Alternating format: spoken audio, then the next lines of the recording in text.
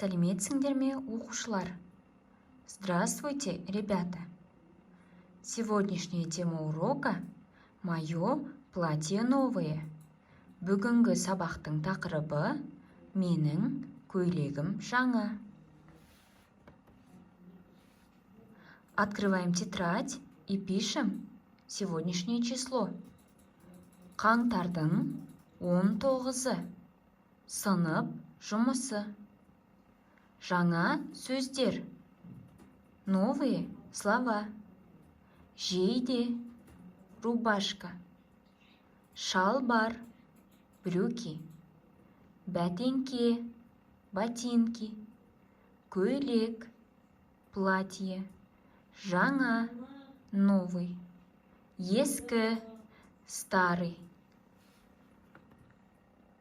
Көйлек, көйлегі. Платье, ее платье. Менің көйлегім. Мое платье. Сенің көйлегің. Твое платье. Оның көйлегі. Ее платье. Сенің көйлегің қандай? Какое твое платье? Жаңа, новое.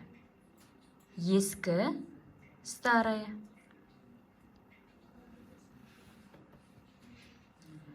Тыңда, қайтала, оқы.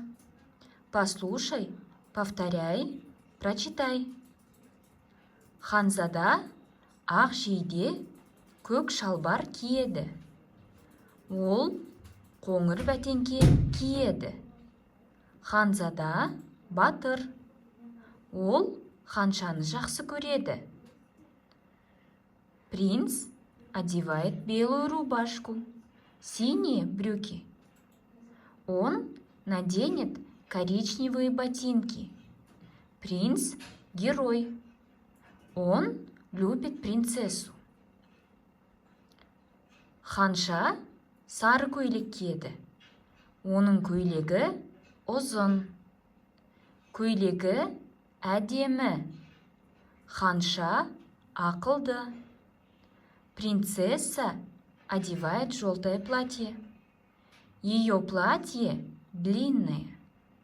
Платье красивое. Принцесса умная. Олардың киімі таза.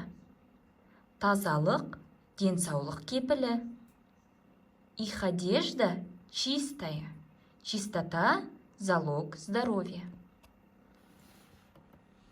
Теперь, ребята, открываем тетрадь и выполняем второе задание на 16 странице.